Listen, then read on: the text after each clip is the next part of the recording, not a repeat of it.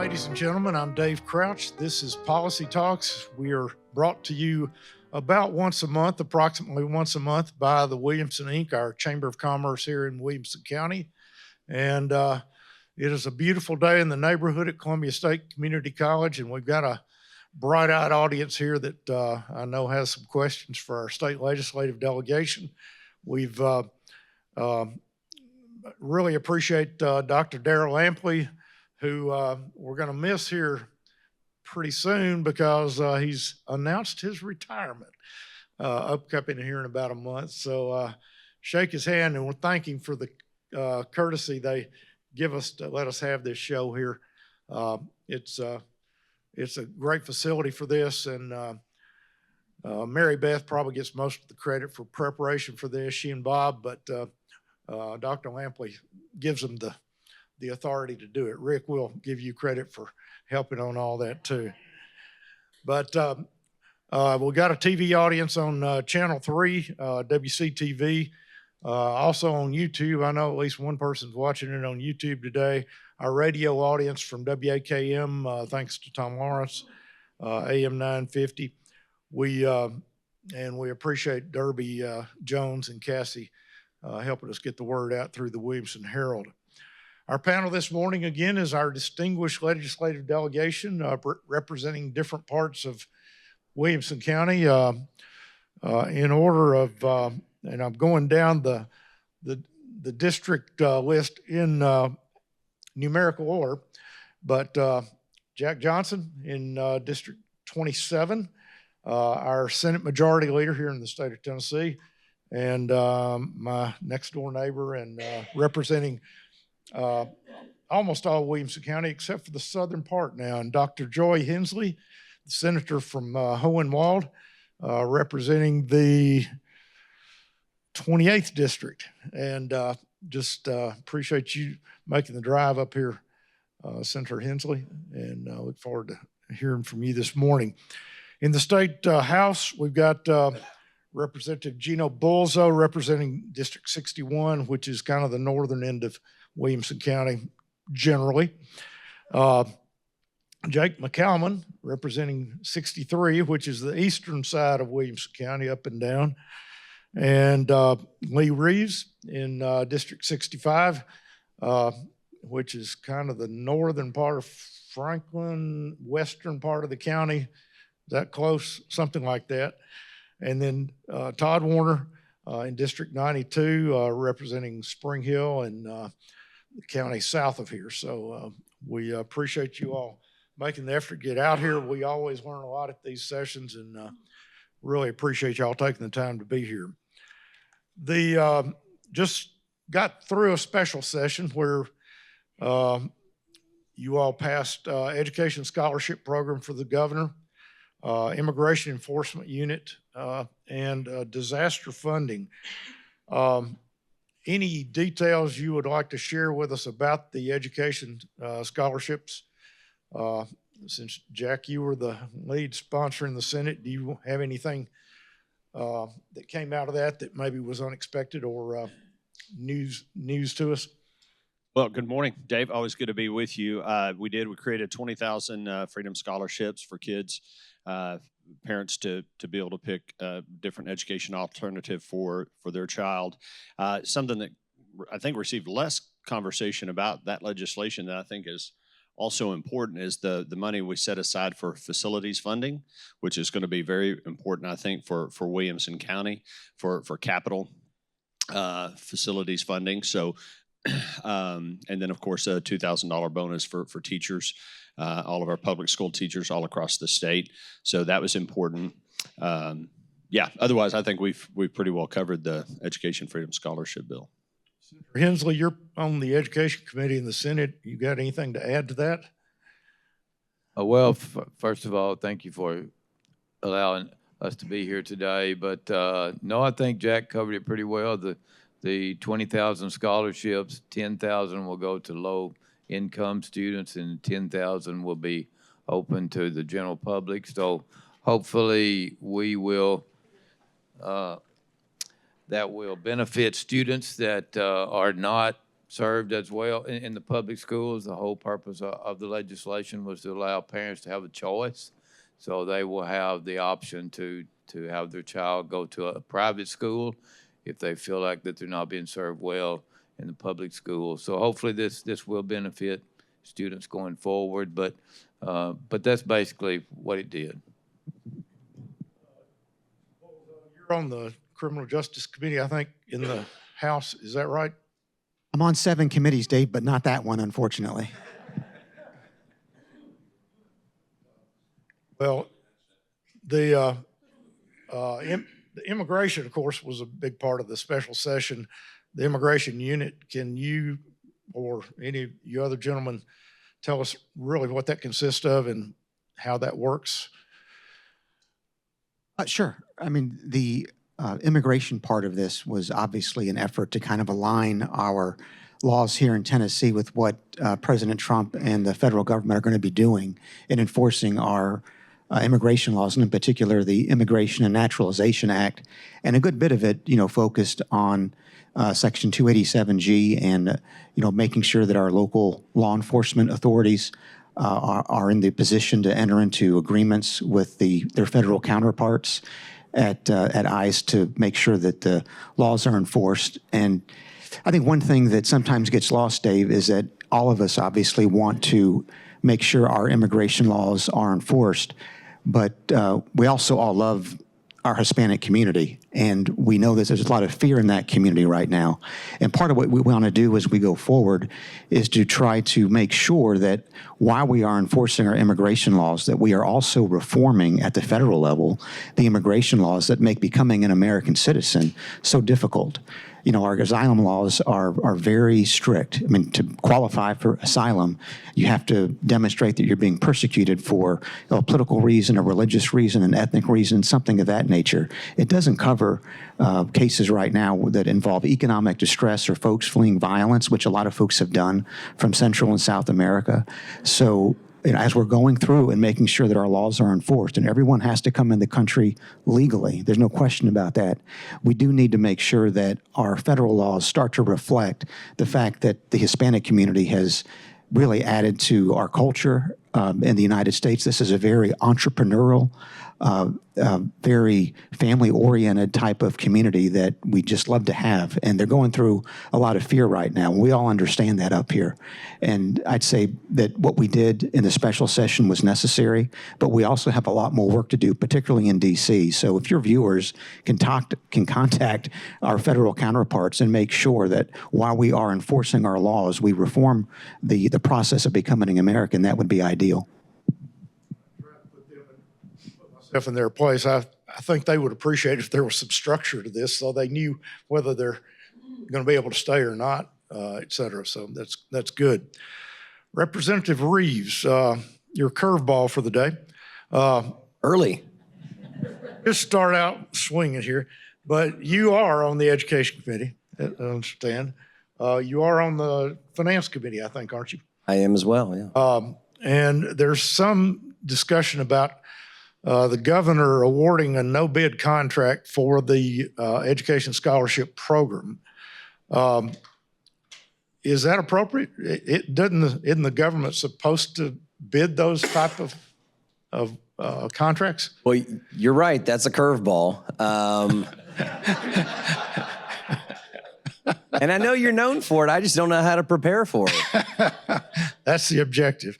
What I'll say is I'll have to look at that very carefully and figure out in the education and in the finance committees what kind of votes will come in front of us that would address that. And I imagine we'll have testimony around that. And I'd be very interested to hear more about it. And that's really all I can say about that for right now.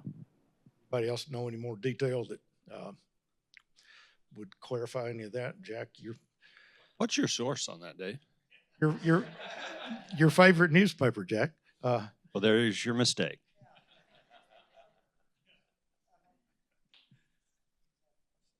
No comment. Okay. The news predominantly for the last month has been about something called Doge. is that affecting us, the state, the state citizens, anything, the state government? Is there any of the funding that's being interrupted that maybe we would like to see not interrupted? What's the local color on that? Do we have any more details?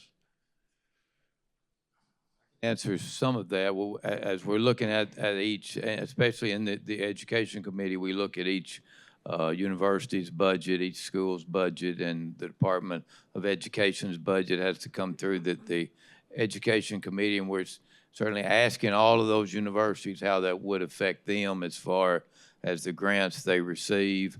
So most of them don't really know how it's going to affect them.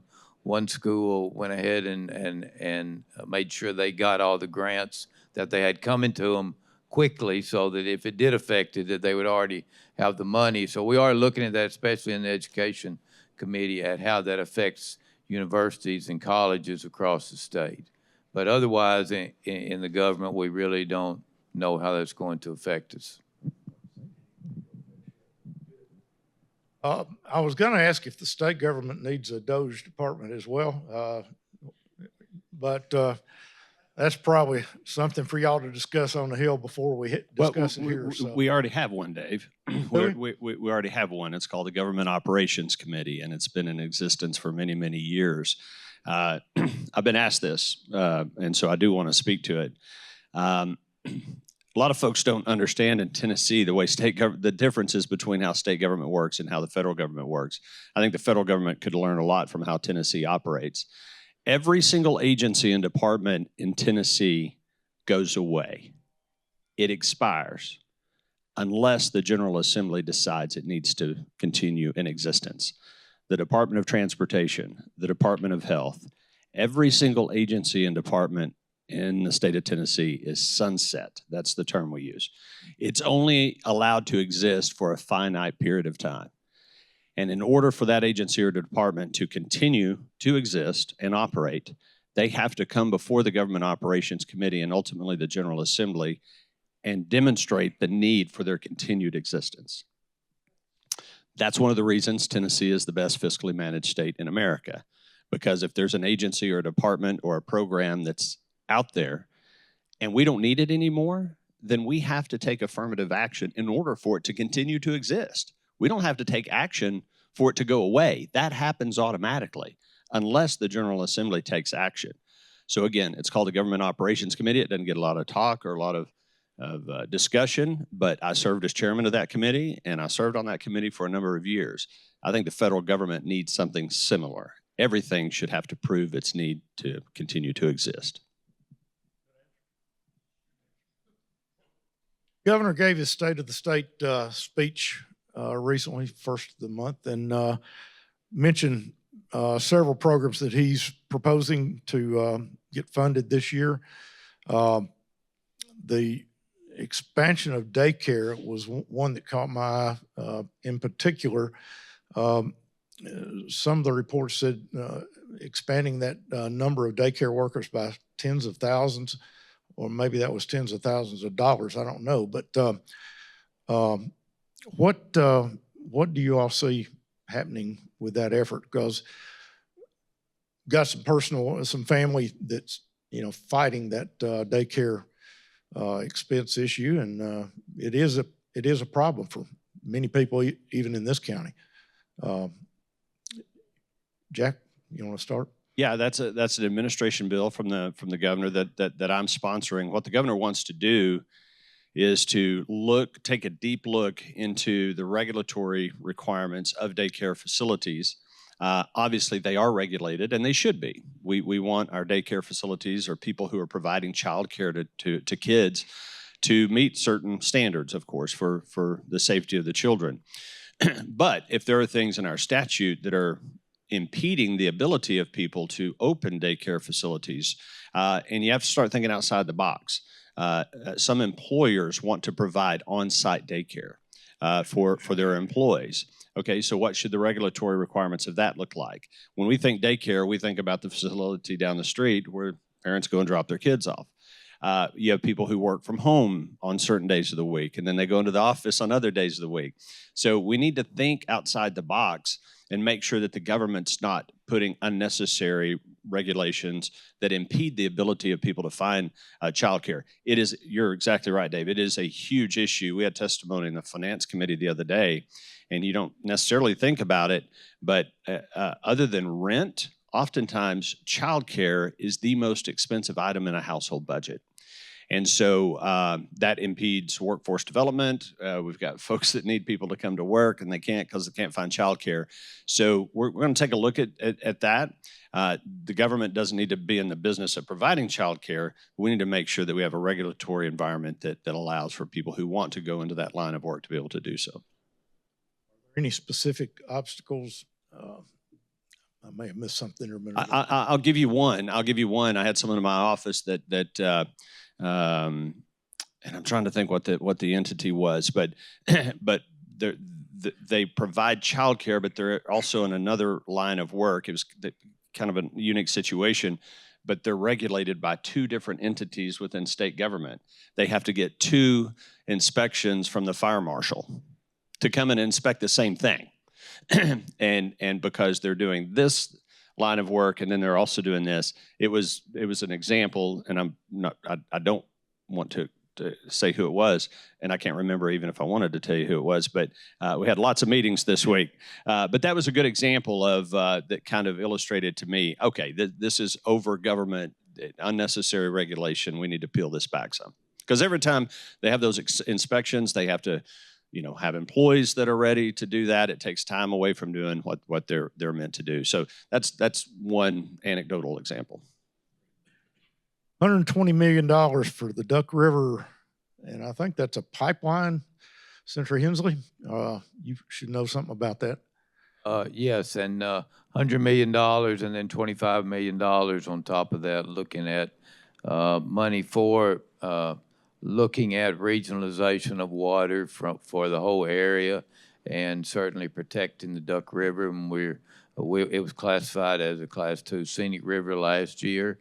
The legislation I was happy to sponsor, and actually trying to make the section in Hickman County this year to be a Class 2 scenic river. But $100 million, we're looking at and the governor set up a new a commission to look at that area, and I'm happy to be a member of that commission. We actually meet for the first time next week, looking at the future of growth in the area and how we provide water for the whole area. And part of that is, and there's several different ideals, and we will certainly look at a lot of things, reservoirs and Spring Hill's looking at a different type of getting water. But the part of that is a pipeline from the Cumberland River, bringing water to this area about 30 miles, but that would cost about $1 billion, but the governor did put $100 million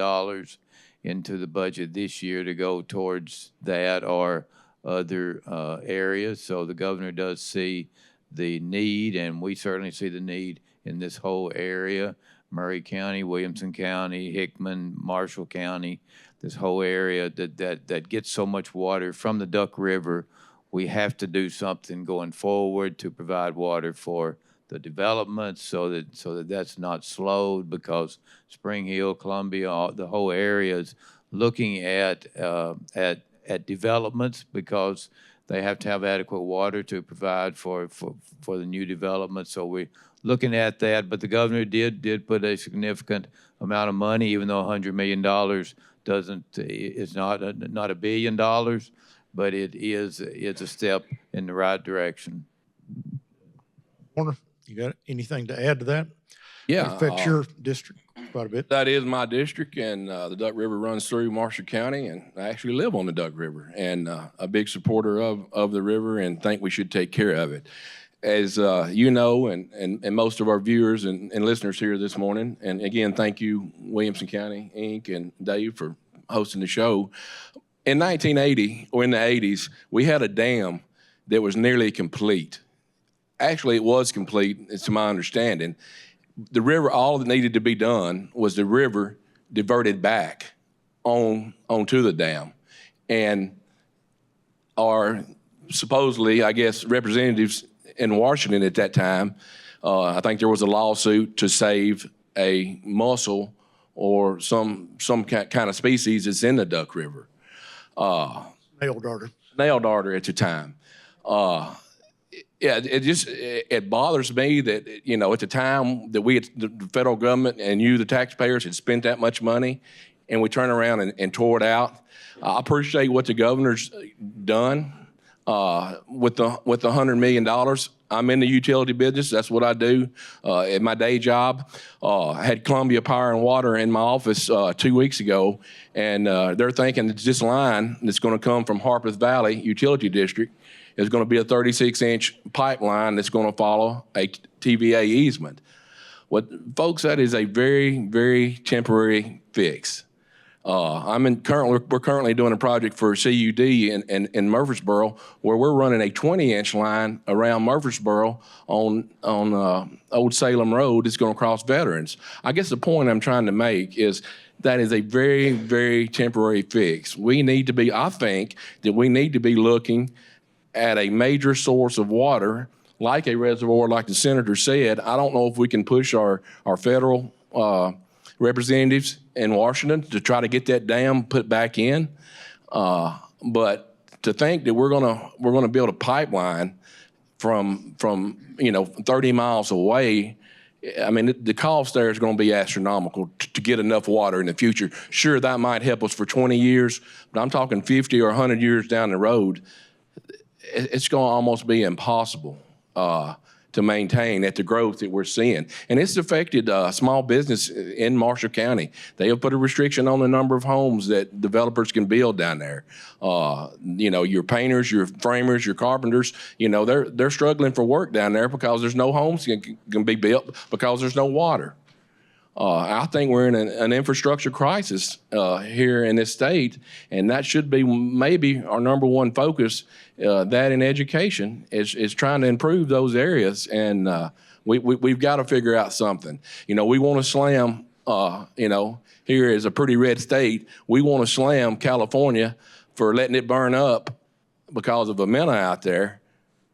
We're putting mussels that ahead of our drinking water and our ability to grow in southern Middle Tennessee. And I just think we need to do everything we can to look outside the box. And I think the ultimate answer is a reservoir. And we got a representative from Ogle's team here this morning, Rick Williams, and we've talked about that maybe seeing if the Congress could introduce legislation that would maybe put that dam back in. It would also help us on our power needs.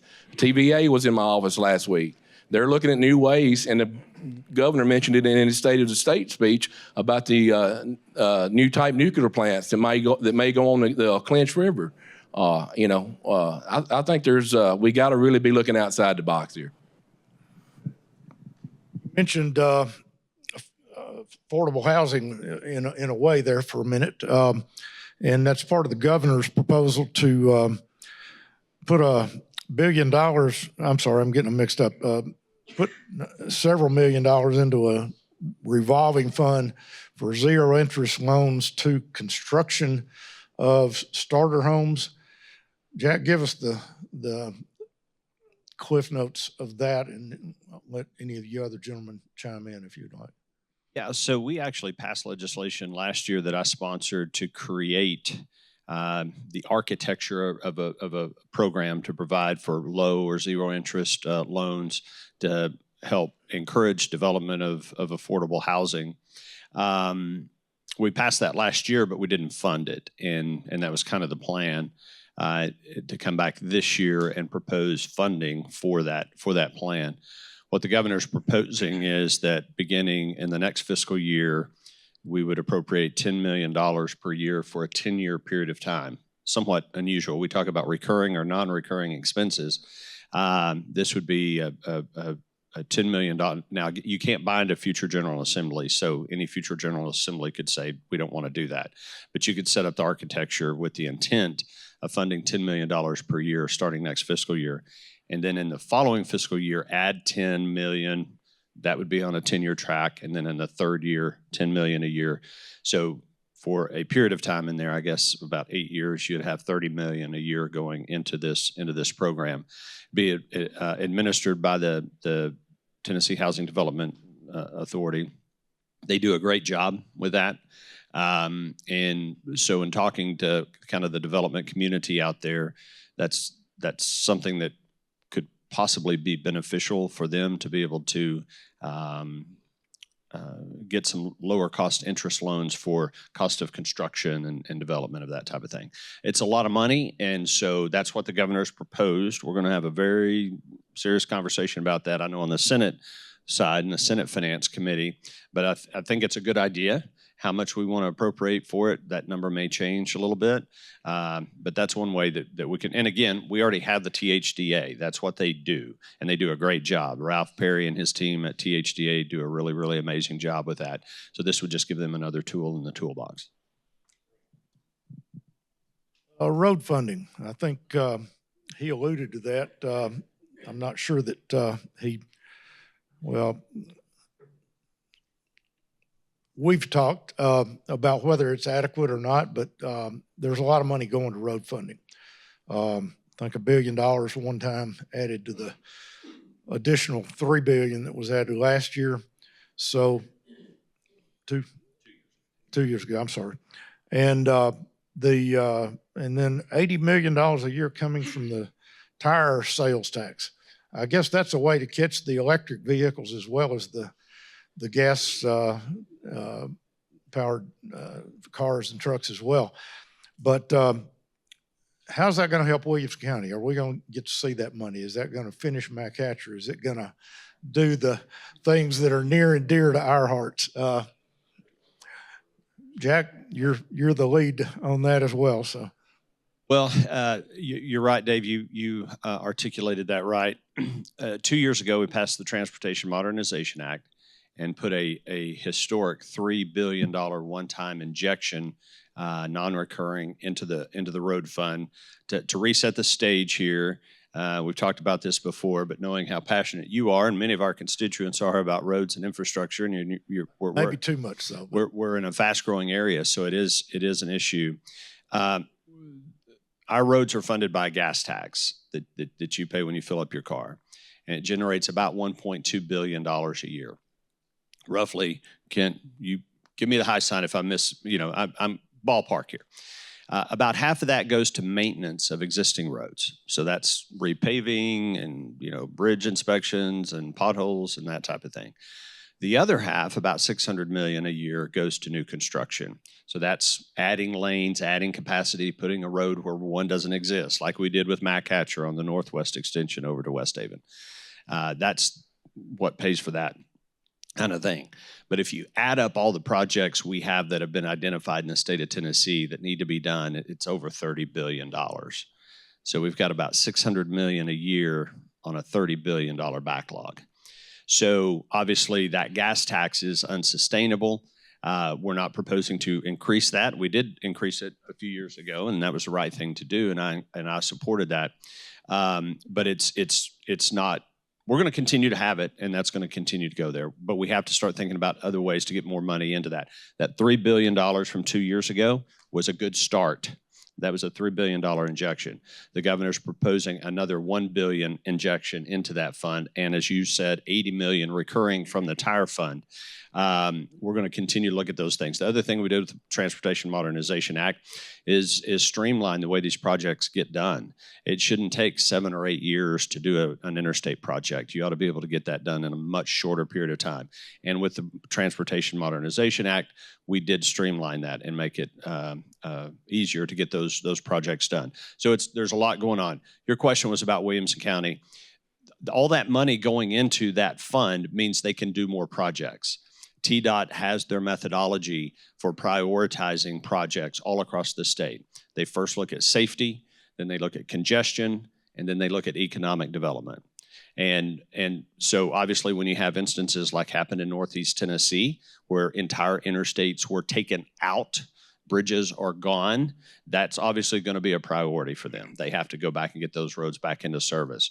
So we're going to continue to do that, try to find, be creative about ways, but adding more money into it is going to get more projects done. There are a lot of projects in Williamson County that are on the list at various levels of priority. So the more money we can put in, the quicker we can get those done, the quicker we'll get to those projects in Williamson County. Jake McCalman, I think you're our only representative on the Transportation Committee in either chambers this year. Happy to be here, Dave. Thanks for coming. Are you going to have any influence on where any of that money goes? I will certainly have a vote on anything that comes through transportation, and anything that is going to help grow and support our infrastructure, I would be voting in support of. Twist their arms a little bit if you can. Little legislative jujitsu. You and Todd need to gang up on and get that bottleneck between Saturn Parkway and 840 dealt with.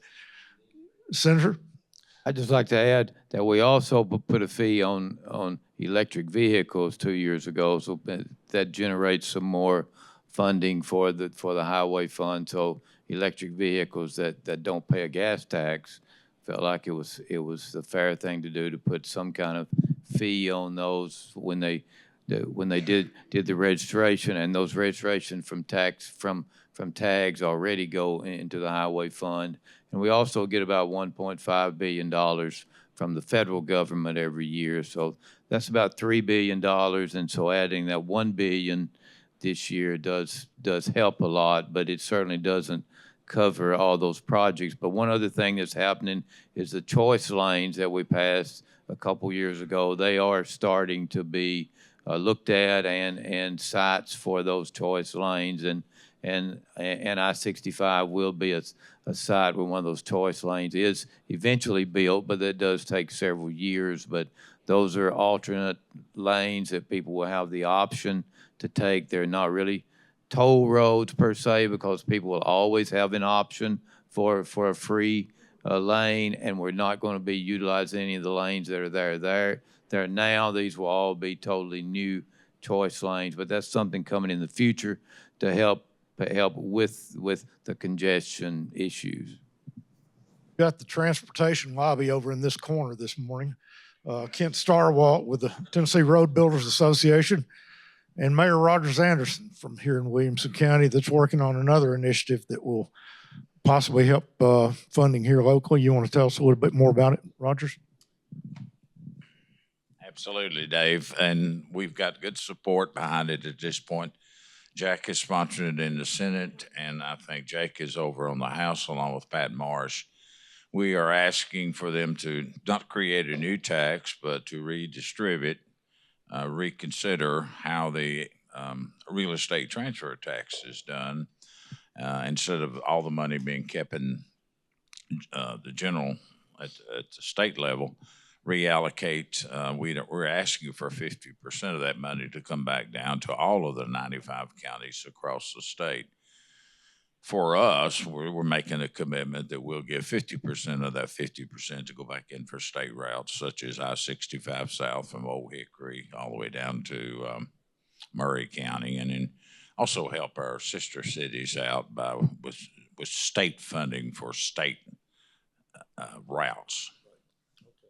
And I'm not sure where it's at, but I do know those two gentlemen are sponsoring maybe one of those. I'd love to hear that answer too. We'll get you up there to twist their arms here in a little bit. Kent Starwalt, while I'm here, stand up, show your face. Yes, sir. And the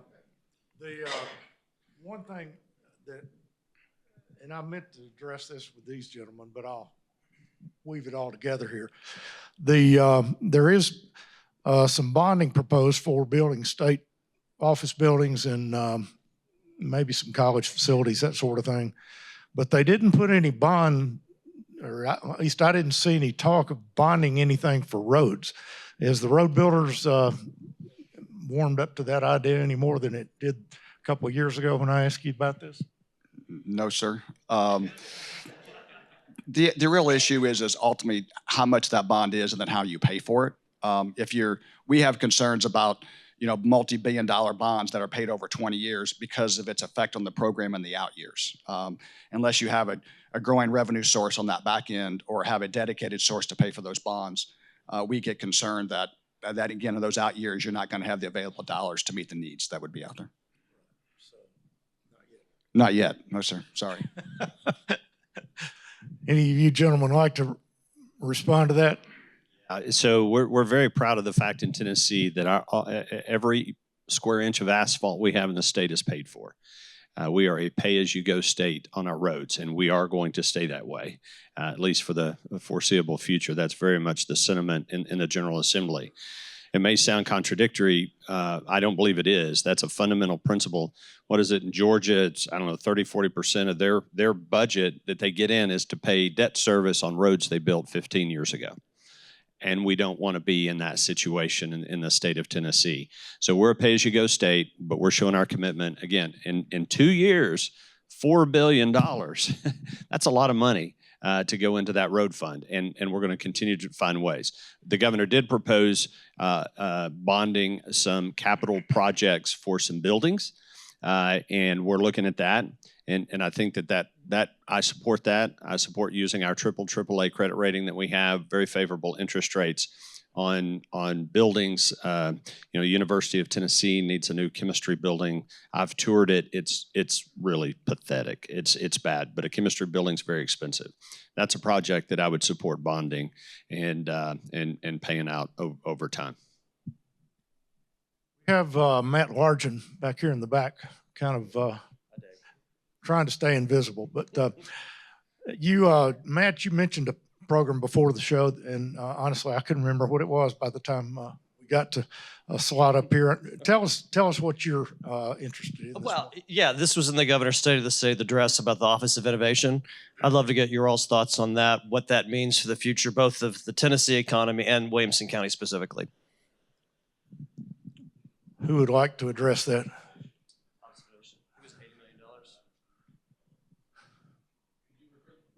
Yeah, sure. I think the governor put $80 million in the budget for the Office of Innovation to kind of look at jobs that are going to drive the Tennessee economy the next 10 to 20 years.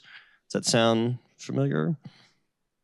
Okay, I'm looking if anybody. I don't want to hog all the conversation. Yes, he did. Hog away. All right.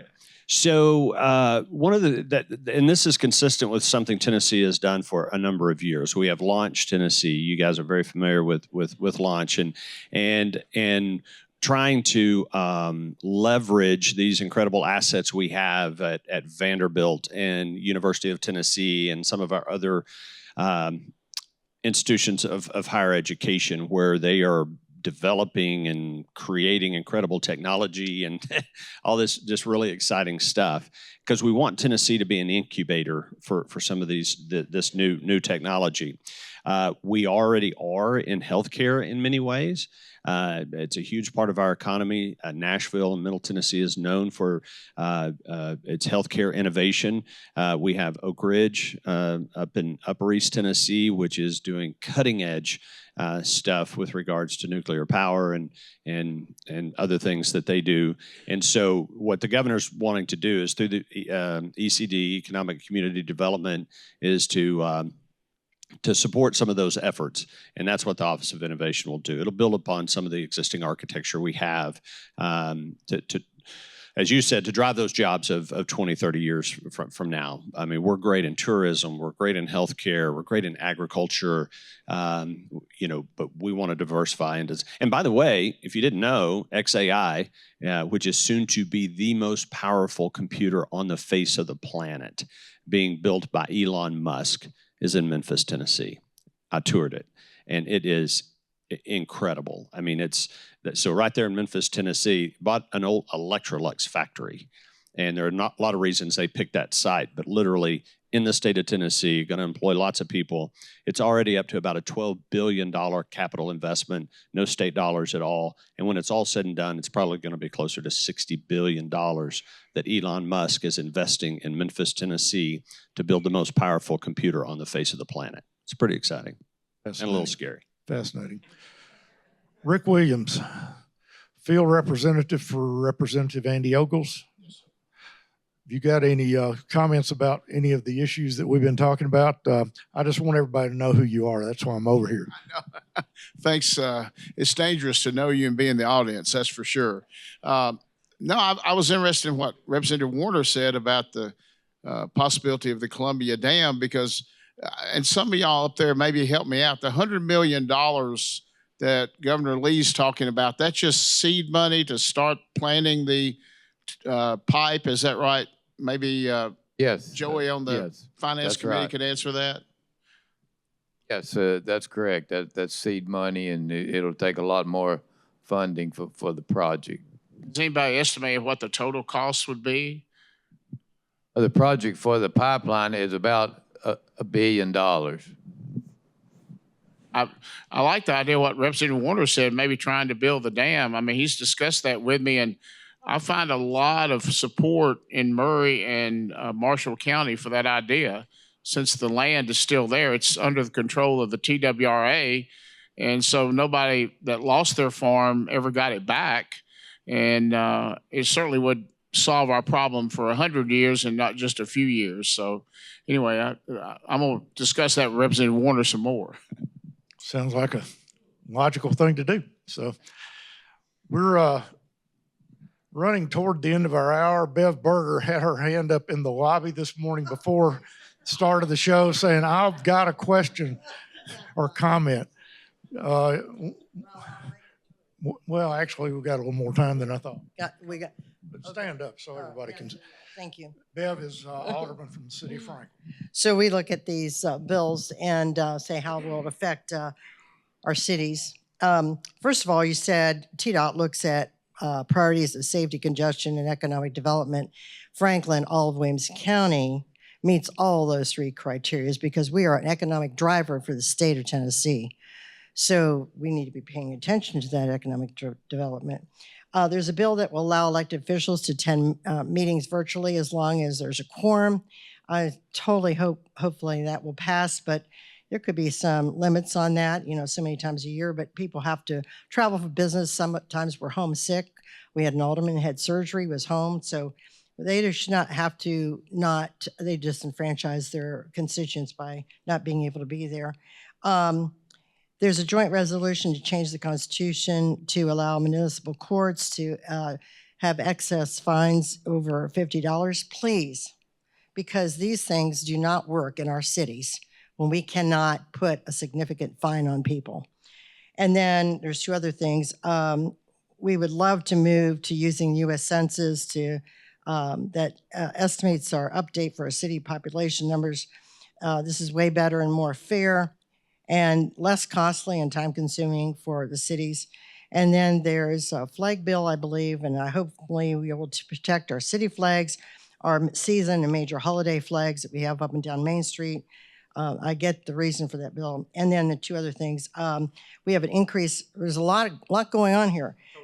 Increase in liability caps on cities. I'm not sure that's a good idea. I don't understand that. And Representative Lee Reeves, you had something about immigration bills. But there was something that was more on the positive effect. Could you speak to that? I want to understand that. Thanks. Sure. Yeah. Immigration's been obviously something that we've been talking about recently and did some things in the special session for, it's primarily a federal obligation, but there's things we can do at the state. I've got two bills. One is a caption bill right now. I'm working on the final language. But both would, I think, help us as a state with the illegal immigration issue. But I've also got a House joint resolution urging the federal government, and again, I'm working on the final language for that, to streamline and make more efficient legal immigration because, as Representative Bulso said, we value immigrants in this country and what they contribute, but we want that to be legal. And right now, that process, in my estimation, takes too long and it is too costly. And so we'd like to find, or we'd like the federal government to find ways to make that more efficient. So thank you for that question. Anybody else want to respond to any of Bev's questions? I can take one of the issues because Bev raised obviously several very good issues, but Yeah, got a list. Let me take. He's always got a list. I'll just take the one on public utilities. Public entities, because back in 1973, the state adopted the statute called the Governmental Tort Liability Act, which waived immunity of local governments to be sued for negligent acts, such as some city official running through a red light and hitting someone, because historically you were not allowed to sue a governmental entity unless the governmental entity agreed to be sued. That's true for local governments. That's true for the state.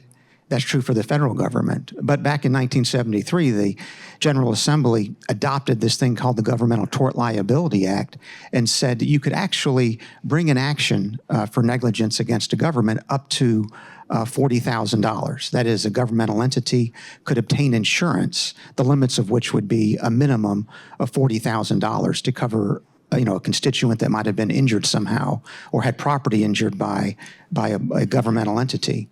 Over the years, that amount was always increased, obviously to keep up with the cost of living and the cost of inflation, such that by the early 1990s, it was up to $250,000. In 2007, it was raised to $300,000 for liability for one person or for an entire incident to $700,000.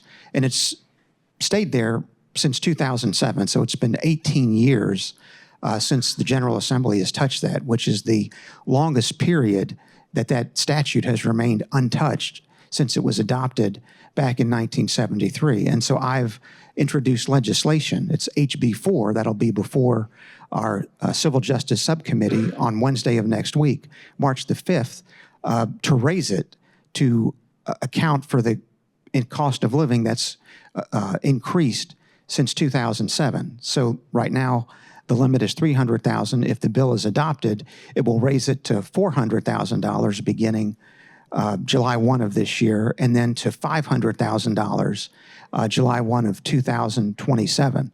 So over the course of 20 years, we simply would have caught up with cost of living. And that applies not just to an insurance limit for an individual, but for an entire incident or for property damage. So for some reason, the bill's generated a lot of controversy, which I don't understand, because obviously we want to protect our citizens. We want to protect constituents. And so why would we leave in place a limit of $300,000 that is now somewhat obsolete that the General Assembly has always been addressing?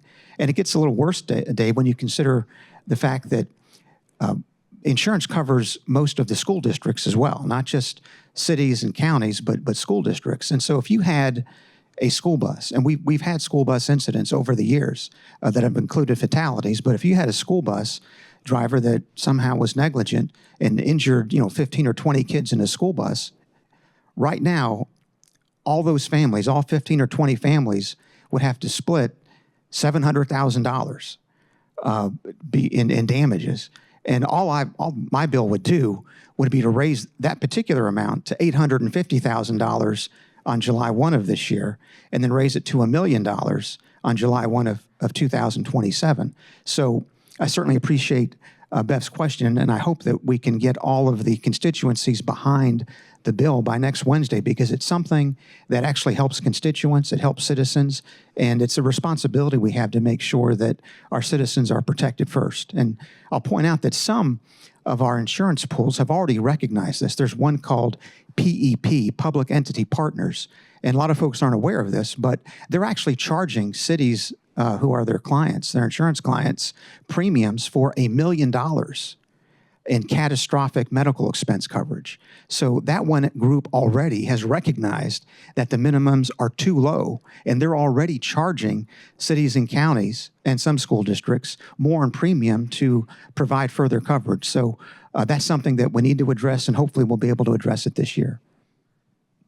A lawyer could appreciate. So thank you, Gina.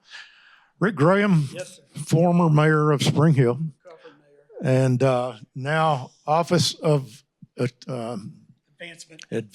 It's very small print here at Columbia State, and doing a great job. You've got a question. I do. What would a mayor from Spring Hill ever talk about but transportation? choice lanes. And this is what I'm hearing is TDOT's thinking about I-24 corridor versus the I-65 corridor and doing one or the other first and then wait and see how that goes and then do the other. You know, I mean, I-65, we all know is, I think it's an emergency situation issue. And I'm hearing toward that they're probably going to do I-24 first. And then we wait and see. And since this contracted out to third parties, constructed, managed, TDOT would be overseers, why not do both at the same time? Gentlemen? Well, I don't know that that's completely off the table. The interesting thing, and I think a great thing about the choice lane concept, which has been done in Florida and Georgia and Texas. I mean, we've got Virginia, we've got lots of examples of states, and some of us have toured and flown down with the governor to tour some of these facilities and how they work. They are public-private partnerships, and we're leveraging private capital dollars to make these projects work. And as such, obviously, for a private sector entity that's going to invest billions of dollars over a very long period of time, there is a lot of due diligence that they have to do. And they're doing that now. They're looking at I-24. They're looking at, is it 75 in Knoxville? They're looking at I-65. They're not just focused on one project and getting one project done. And I would push back on the notion that we have to wait until that one project is fully done and completed and up and operational before we move on to the next one. If there's private capital that is willing to come in based on their due diligence and get started, there's nothing to stop that. So we do expect to get some feedback back from TDOT very soon. Kent might be able to give more detail on this, but I'm very excited about it. And I think once that ball gets rolling, it's going to move pretty quick. But ultimately, they have to do their due diligence. That's traffic counts, times of day, all the different things that go into studying that. It's a very complex matter. But we believe that the need is there and that private capital will step forward. Todd? One thing I may want to point out, and I think it was Senator Hensley here a while ago mentioned, and I'm not on transportation or finance, so some of this stuff kind of gets past you if you're not on those committees. Was it 1.5 billion you said, Senator, that we got from the federal government? So when you realize when you take money from the federal government, it comes with strings attached. There's a traffic light in Lewisburg that's been approved by TDOT to go at the end of Mooresville, at the end of Ellington Bypass and Mooresville Highway. They're using federal dollars to get this traffic light, to pay for this traffic light. They're having to do what they call a NAEP study, which is an environmental study that the federal government makes them do. We're 2.5 years in waiting on this NAEP study to get a dadgum traffic light. So just keep in mind, when we use federal dollars, it comes with strings attached. And when strings are attached, it takes longer to get things done. It's also the reason we have an HOV lane on the 65, because the federal government requires us to. Dave, can I take a moment of personal privilege? I want to make sure the viewers that know, and we had a huge victory before the United States Supreme Court this week. We've had, and they're both bills that I sponsored. We've talked previously about Senate Bill 1 that was passed in 2023 that led the nation, I think, was landmark legislation to protect children from surgeries, irreversible surgeries based on gender dysphoria. So transgender surgeries on kids. We banned that in Tennessee. Obviously, it was litigated. It made it all the way up to the Supreme Court, and the United States Supreme Court chose our law in Tennessee to be the test case for the entire nation. They had oral arguments on that back in December. I had the honor of being there to watch those oral arguments. It's a little intimidating sitting there and watching United States Supreme Court justices talk about a bill that I sponsored here in Tennessee. We don't have the decision back on that yet. We expect to get it by June. There's another case, also based on a bill that I sponsored in 2023, that those of us who were in the General Assembly at that time all supported, which was to protect children from sexually explicit entertainment in public venues. I know the city of Franklin had an issue with this, and other communities did as well, where you had so-called family-friendly programming that was anything but family-friendly, simulating sex acts, nudity, doing things that no reasonable person would think you should be doing in a public park or in a school or in a restaurant, where a parent should have a reasonable expectation that they can take their child and not have them exposed to something sexually explicit. So we passed that legislation. I was proud to sponsor it. It was litigated as well. It was enjoined at the federal district level out of West Tennessee. The Sixth Circuit Court of Appeals reversed that federal district court decision and allowed our law to go into effect. The plaintiffs appealed that decision to the United States Supreme Court, and they declined to take the case up, which means effectively the decision of the Sixth Circuit was affirmed. So I'm bragging a little bit on behalf of my colleagues in the General Assembly that we're taking a leadership role on some of these very, very important Tennessee values-based issues. And we had a significant victory just this week, and hopefully we'll have another one by June.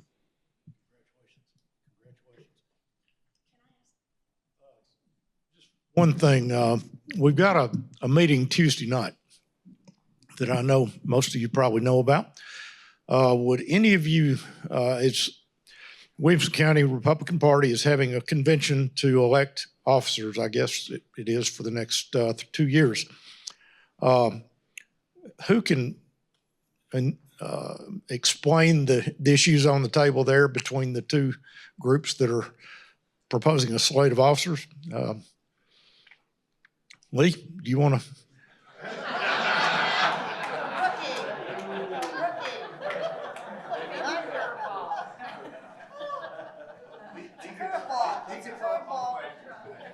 Are 2 curveballs allowed in one session? Okay. You know, you're a rookie. Still so got 4 minutes left, Lee. I mean, he could throw another one. We pick on rookies here, just That's like they do it. in Nashville. There are 2 slates of candidates running, and I think one is mostly comprised of folks that currently sit on that board. My understanding is they have advocated to move from caucuses or from primaries to decide nominees, particularly in county positions, to a caucus, which is a one-time only event. And if you show up, you can vote. And if you can't or don't, you cannot. The other slate of candidates wants to keep primaries in place, which, as you know, primaries here, we have early voting for, I think, 15 days. We have voting on election day. And I think that's the primary difference. Is that pretty clear, Jeff? I'll add to what Lee said. Lee is exactly right. It's extremely important. Oftentimes, I've been active in Williamson County Republican politics at the county level for 34 years. And oftentimes, these elections are kind of a boring affair, and people show up and they get elected. I think in Davidson County, they had their convention and it was uncontested. They had a slate of candidates that all ran. No one challenged them. I think 50 people showed up for the convention. Make sure you know about it. Make sure you're educated. Make sure you do your research about the candidates that are running. It is incredibly important. You do have to be what is referred to as a bona fide Republican in order to be able to participate in that convention. And it's a simple test. Have you voted in at least 3 of the previous 4 state or federal Republican primaries? And if you're not sure about that, you can call the Election Commission and they can very quickly pull you up and let you know if you are a bona fide Republican candidate. If you are, and even if you're not, you're certainly welcome to attend the convention, but you wouldn't be allowed to vote. So either way, make sure you're educating yourself, talking to your friends, and you get to know everything you can about the 2 slates of candidates and show up. And it's just as important as it is to show up and vote for President of the United States. This is a very, very important election. So make sure you know about it and show up and participate. Let me just add one thing to that, Dave, and that is that, I mean, the local county party is very important and does very good work. So to those of you out there who are not already members of our Williamson County Republican Party, please go online and join. It only costs $50. The money goes to a very good cause, and then show up on March the 4th and express which candidate you'd like to support. Where is this going to be? Cool Springs Marriott, Tuesday evening. You can pre-register, and it's easy. We can tell you how to do that. It's very easy to find online. You can pre-register for the convention. It's the Cool Springs Marriott. I believe you have to be there and checked in by 6 p.m. And so, but again, you can find the information about it online, or we're happy to help you with that. Gentlemen, so thankful for you all taking your time to be here. There are other things I know y'all could be doing, but the fact that Bev, we got 30 seconds. So just want to thank you all for being here and taking the time to share all these things with you. A lot of other people work hard to make this happen, particularly Columbia State, Dr. Lampley, Mary Beth, Bob, WCTV, Creed Henderson back there behind the screen makes us look good every month and does a great job with the TV production. Tom and the team over at WAKM get us out on WAKM as we are conducting the forum.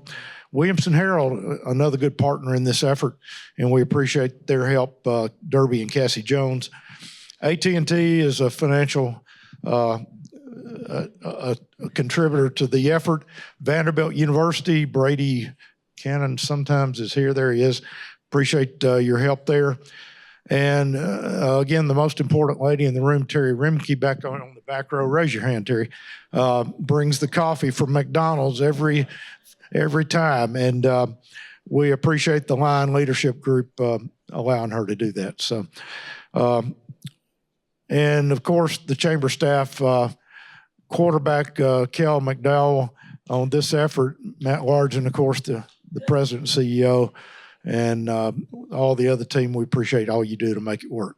Out of time, sorry. Got to raise your hand a little higher next time, and we'll get to you. Hope you'll all be back March 28th. We should be back here, and probably a lot more activity between now and then than there was between the last two sessions. So take care and come back to see us.